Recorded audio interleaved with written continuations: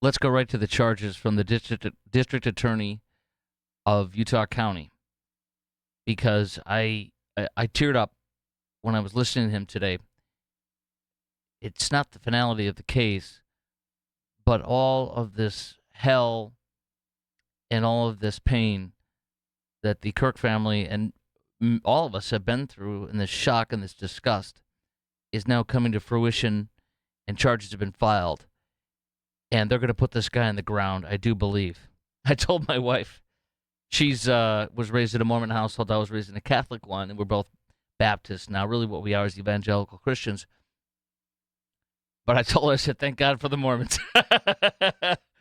And the lesson is, if you want to be a terrorist murderer to kill somebody who you politically disagree with, like in this case, don't do it in a red state, and don't do it when President Trump is in power, because the red state will kill you, rightfully so, and the President Trump administration will put you to death through the federal death penalty if the state doesn't get you.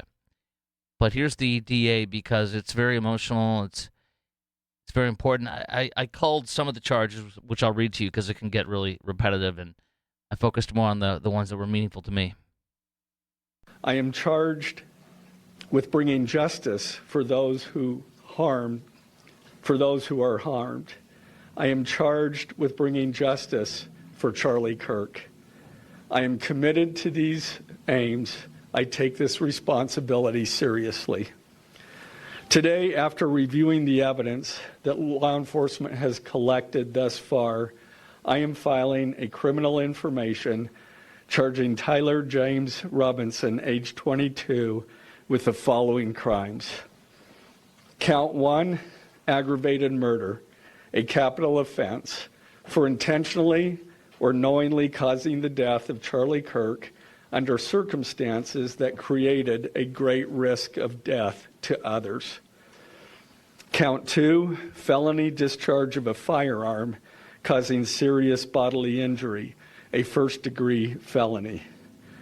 The state is further alleging aggravating factors on counts 1 and 2 because the defendant is believed to have targeted Charlie Kirk based on Charlie Kirk's political expression and did so knowing that children were present and would witness the homicide. Now I'm going to skip over a couple of them, which is obstruction of justice for moving a firearm, obstruction of justice for disposing of clothing, and then it gets to witness tampering. Listen to this. Count 5, witness tampering, a third-degree felony, for directing his roommate to delete his incriminating texts. Count 6, witness tampering, a third-degree felony, for directing his roommate to stay silent if police questioned him.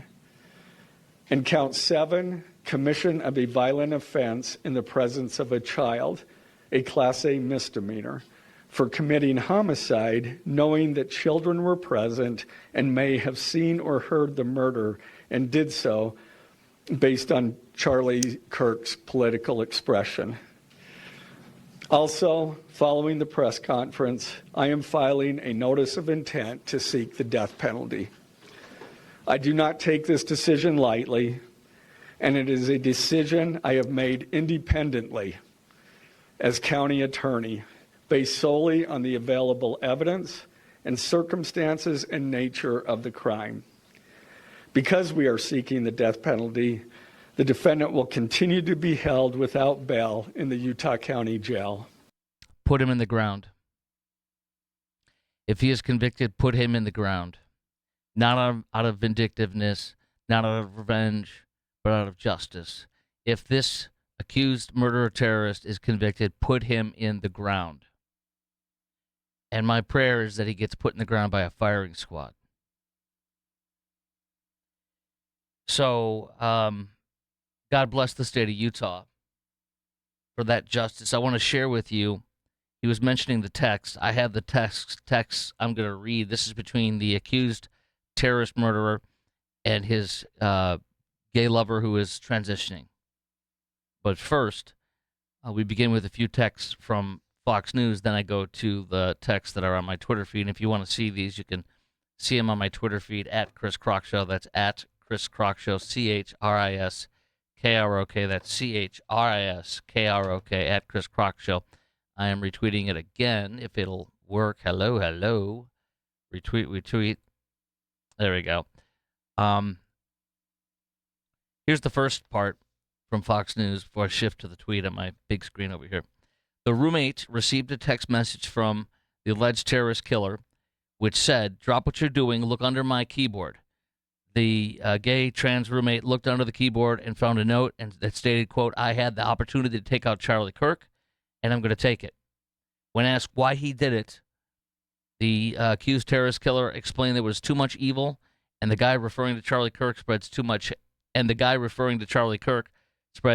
hate. Here's the text exchange between the two. Here we go. Let me go to that one, and there we go. Delete this exchange. My dad wants photos of the rifle. He says Grandpa wants to know who has what.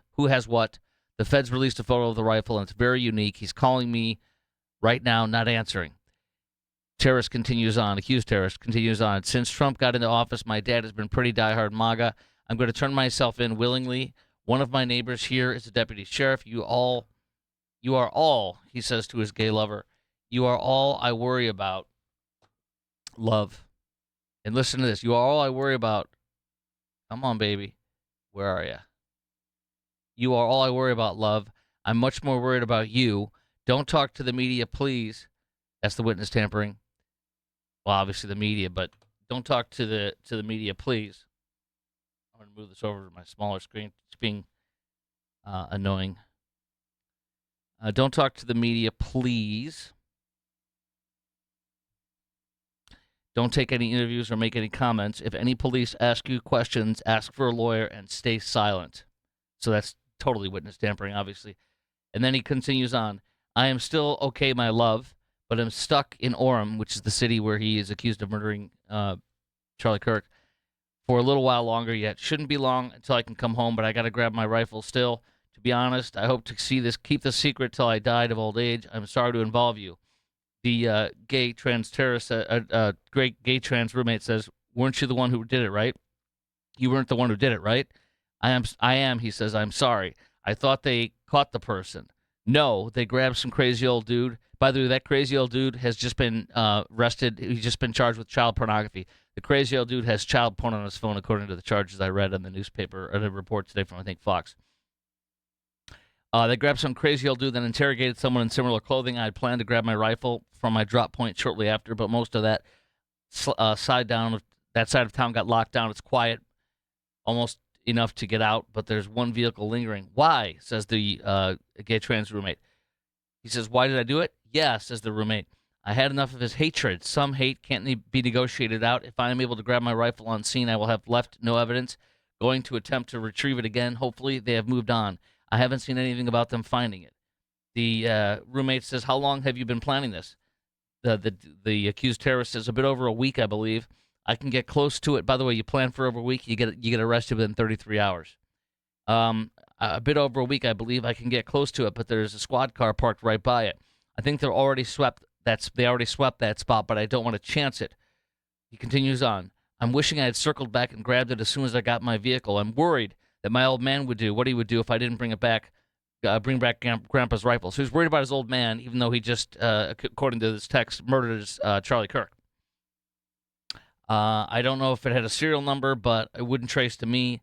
I worry about Prince.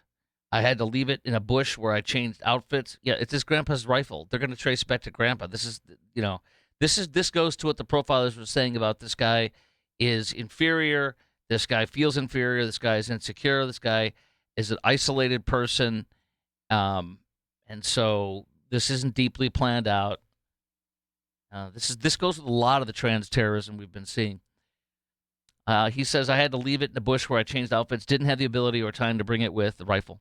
I might have to abandon it and hope they don't find Prince. How the F will I explain losing it to my old man? Again, worried about his old man, not the killing of Charlie Kirk. The only thing I left was the rifle wrapped in a towel. Remember how I was engraving bullets? This is about Luigi Mangione, by the way. Luigi Mangione, just today, they dropped the state terrorism charges against him, and so it's going to have to be Trump. Justice Department that charges this guy with a death penalty offense, which is what we need and what we want, because he needs to be put to sleep too if he's convicted, put in the ground. Remember how I was engraving bullets? The effing messages are mostly a big meme. If I see notices bulge, oh wow, UWU on Fox News, I might have a stroke. All right, I'm gonna have to leave. That really effing sucks. That's kind of the close of the quotations on that. I want to go to the prosecutor in Utah County again. I want to go to what he said about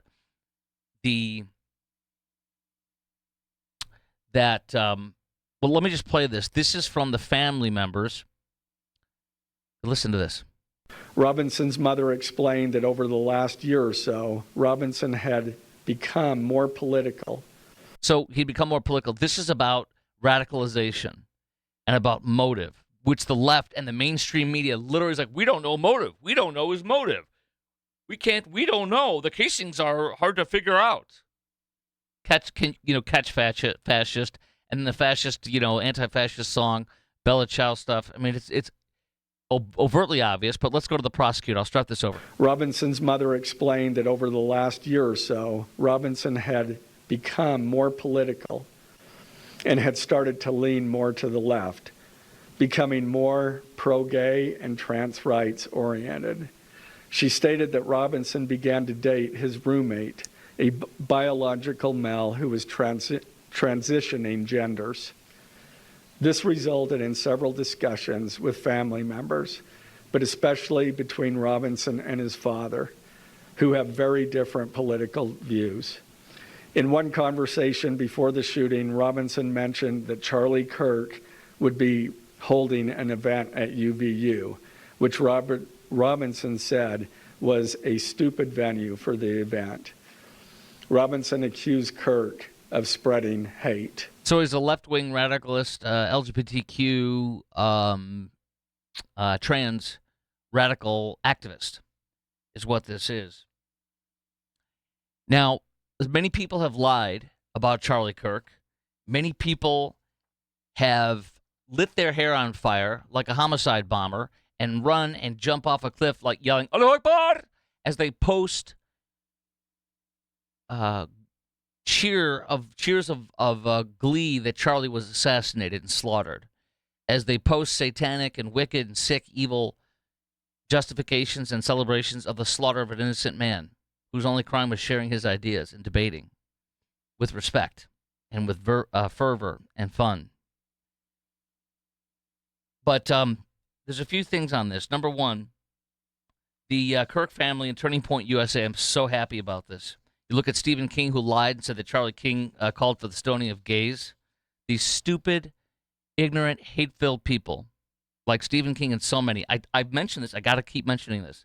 To give you an example, in the Heartland, I was filling it in Des Moines, Iowa on Friday. Today I filled it in San Antonio. Had a great time. In the middle of Des Moines, Iowa, I had a man call me and say that Charlie Kirk called for the stoning of gays. I said, listen, dude. I said, literally, Stephen King today has apologized like 30 times on Twitter to Ted Cruz and so many massive high-profile conservatives who said he never said that. You're a liar, defaming his character and his estate. And so Stephen King profusely apologized ad infinitum, on and on and on. Here we go. The Kirk family and Turning Point USA. I'm so proud. Fight, fight, fight. Honorably, but fight forcefully and firmly. Kirk family and Turning Point USA are preparing defamation lawsuits against media outlets, good, and figures who smeared Charlie Kirk after his assassination. Fund Turning Point USA into the years and decades ahead with their lies and their defamation. Turning Point spokesperson says said on our podcast with Scott Jennings, we are seeing it all and logging it all. We have good lawyers. Go get them.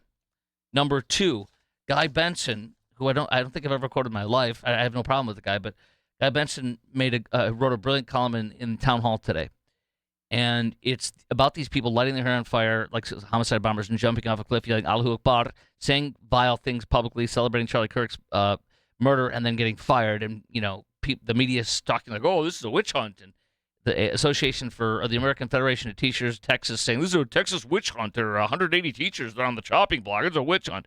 No, it's not. It's people like you and me seeing it and reporting it to the school district and or to the TEA, which regulates Texas teachers.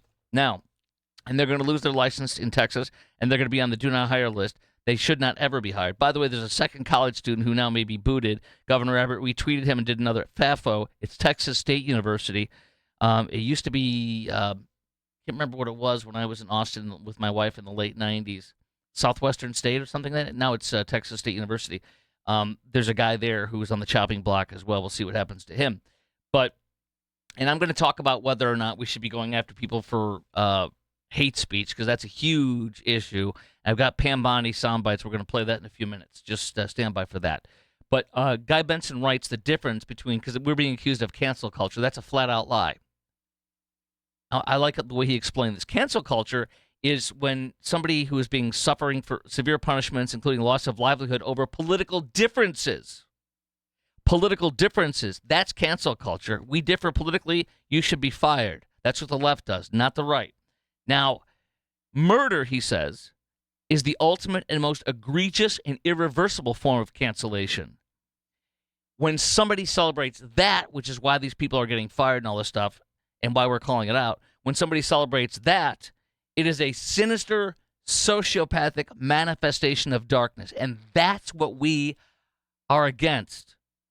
That's what we need to report, and people should be, if their employer wants to fire them, fire them. I'm not going to tell the employer what to do. If they want to fire them, they fire them. I would never hire anybody who regales in the glee of somebody being murdered because you disagree with their politics. Speaking of that motive, let's go back to, and speaking of those texts, always look for a liberal mainstream reporter, a leftist mainstream reporter, to find a silver lining when an accused terrorist murderer kills somebody like Charlie Kirk because of their political views and for having freedom of speech.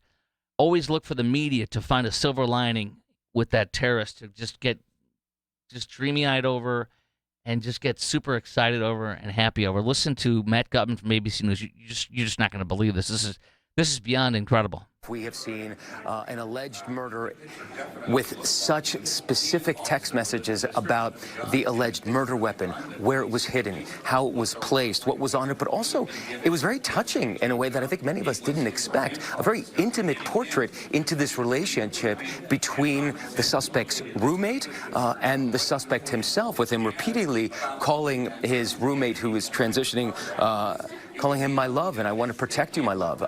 So it was this duality of someone who the attorney said not only jeopardized the life of Charlie Kirk and the crowd, but was doing it in front of children, which is one of the aggravating circumstances of this case. And on the other hand, he was, speaking so lovingly about his partner. So it was loving, and it was intimate, and it was touching.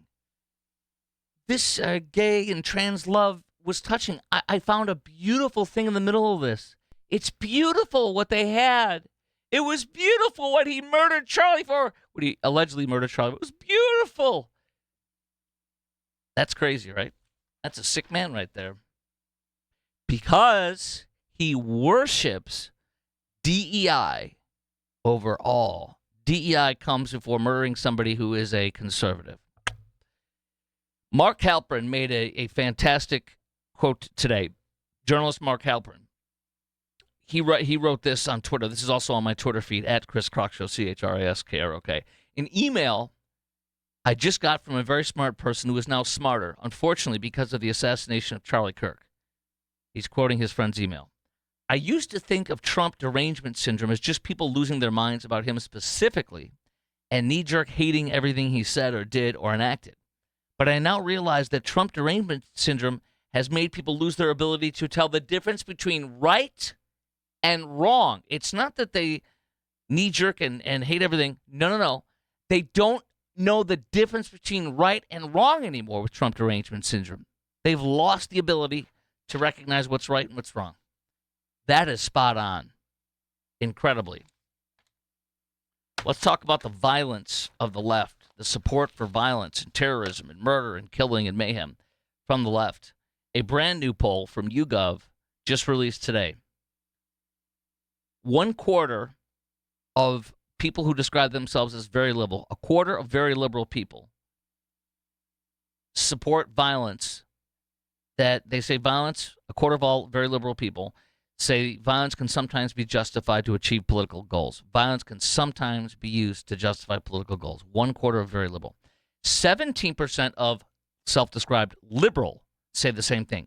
So 17% of liberals say violence can sometimes be used to achieve political goals. 25% of very liberal, violence can sometimes be used. Now let's go to conservatives because they've got to be bad. Remember, January 6th.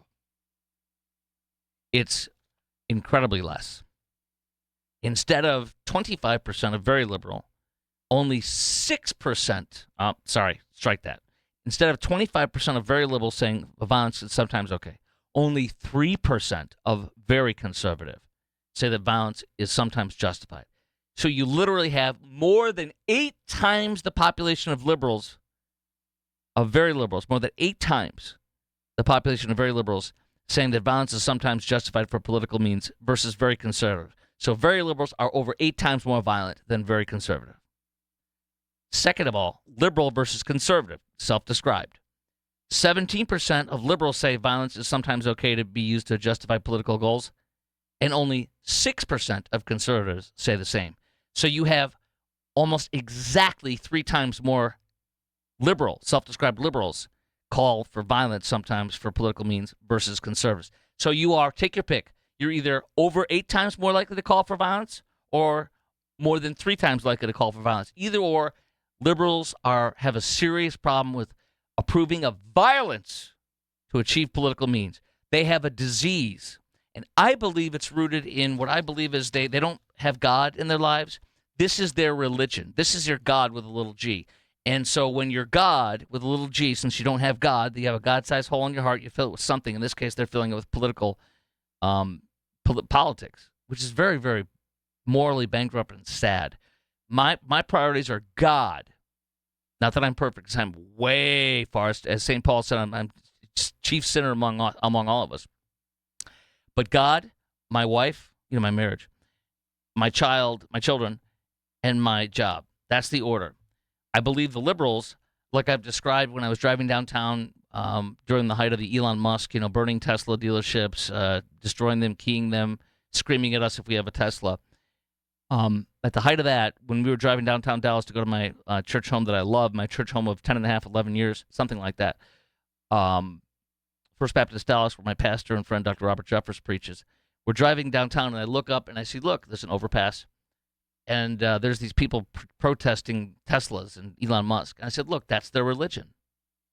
So if that's your religion, if that's your basis for living and existence in the center of your universe, well then, yeah, you're more likely to call for violence if your God with a little g is being threatened, if you're idle. In just a moment, I have, seriously, one of the most compelling things that you must hear is an article on the extraordinary measures that the jail that's holding this accused terrorist killer of Charlie Kirk, what the extreme measures for him because he is suicidal. He has said he was going to kill himself or contemplating killing himself before he turned himself in. So they have these outrageous, insane precautions so that he can't kill himself, and I cannot wait to tell you about it. He's miserable, I can guarantee you that. I'll share all that with you in just a moment. But the first thing I want to do is real quickly, in a day or two, is on Thursday, September 18th, is North Texas Giving Day. But you can give now. For years, I've told you to give for North Texas Giving Day. You know all about it if you're one of my listeners from Dallas-Fort Worth, one of the 9 million people that live in Dallas-Fort Worth, North Texas area.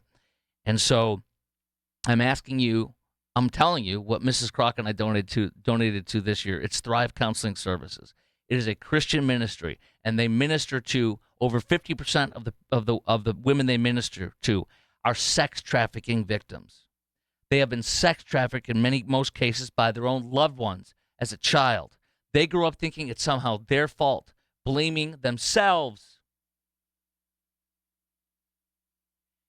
Other women, the second largest population that they minister to, and what they do is it's biblically based counseling.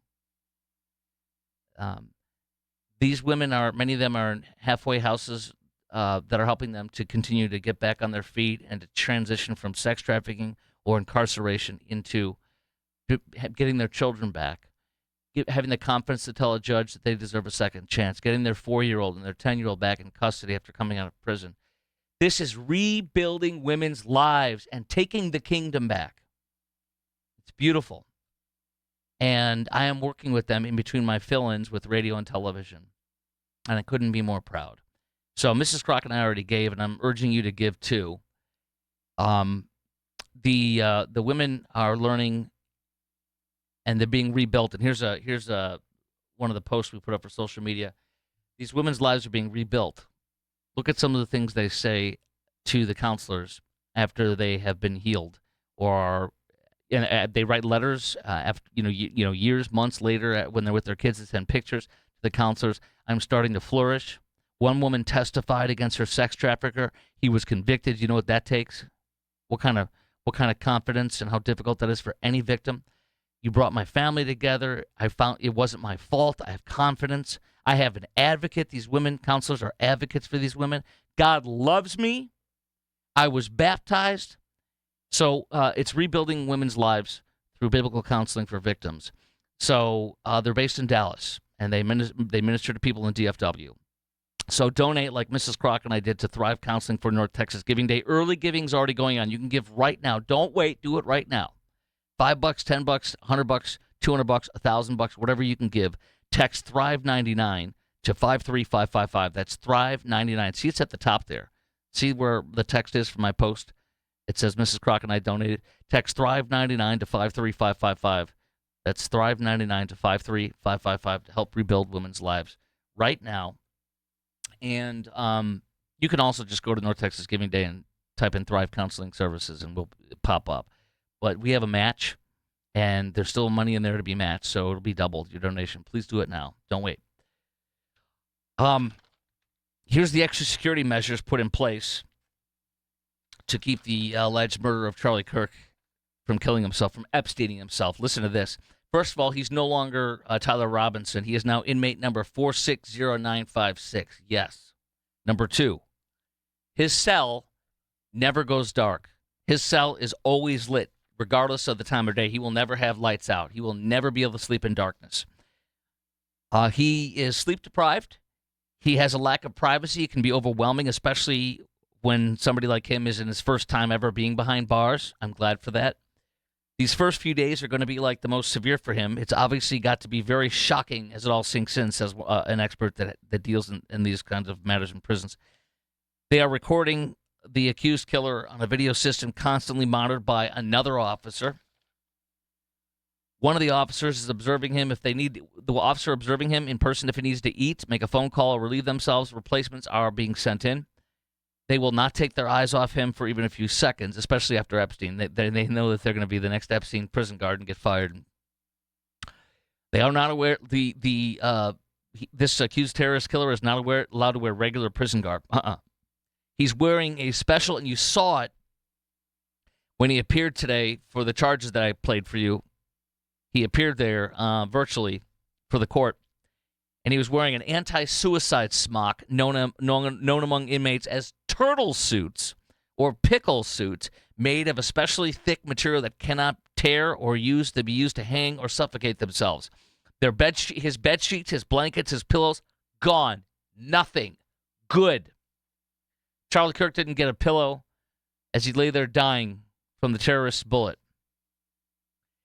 Walls and floors in special wash cells can tend to be cushioned so that inmates can't injure themselves by banging their heads against the wall.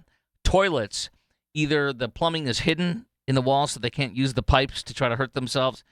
Some of them simply have holes in the ground instead of toilets to avoid needing plumbing altogether. My prayer is, since he's in rural Utah County, which is where Orem, the university, is that he has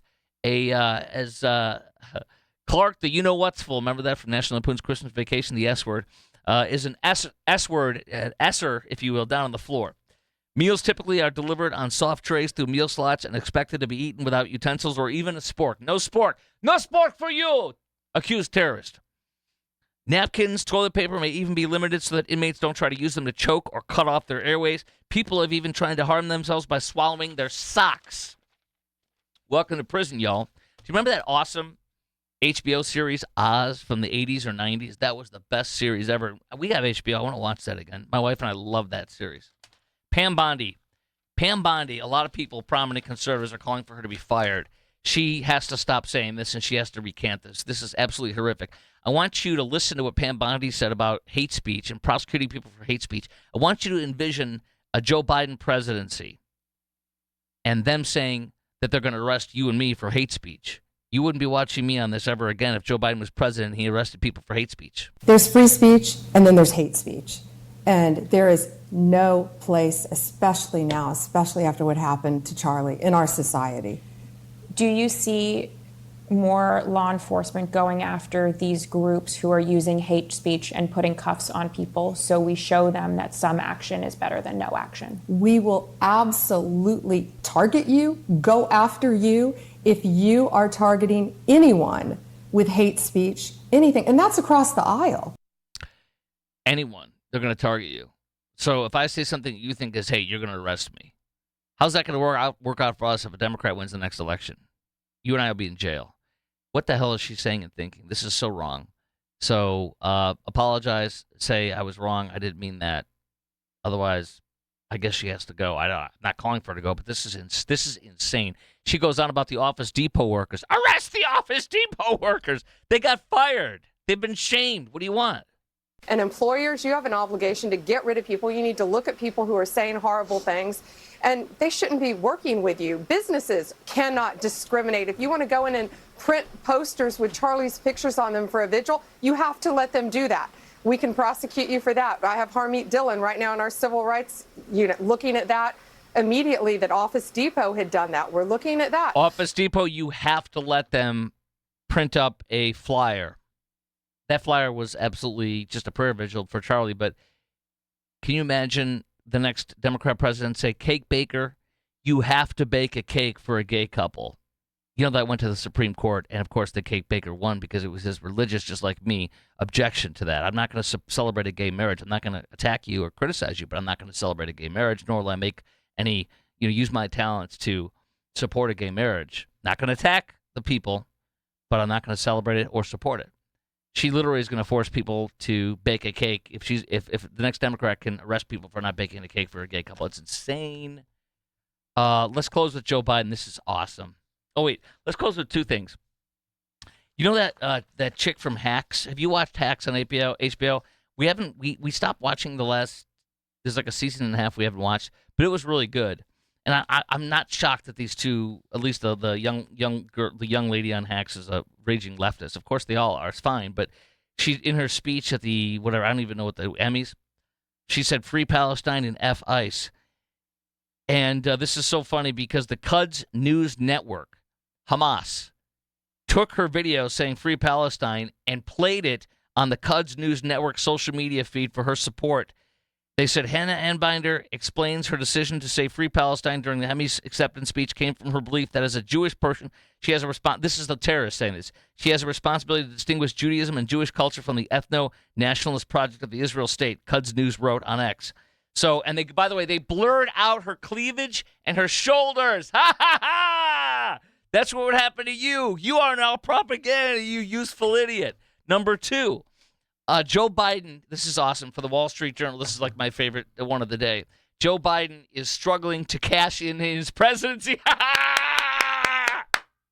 He's not going to get a presidential library. If he does, it'll be like a trailer park.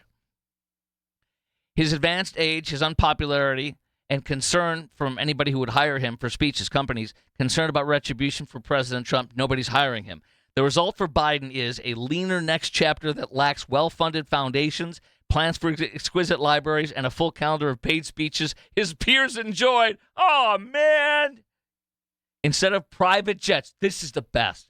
This is the best. He's like Dirk Diggler at the end of Boogie Nights in the parking lot, doing untoward things for money. Instead of private jets, Biden has been spotted with a book on his lap in the first-class cabin of American Airlines. He can't even take a private plane. How about a Cessna? He's also riding Amtrak, talking, the Journal says, on the quiet car. Paid speaking appearances can range from $300,000 to $500,000. People briefed on the matter said takers are limited, and at least one organization tried to negotiate below the range. What can we get for $10? There we go, Joe.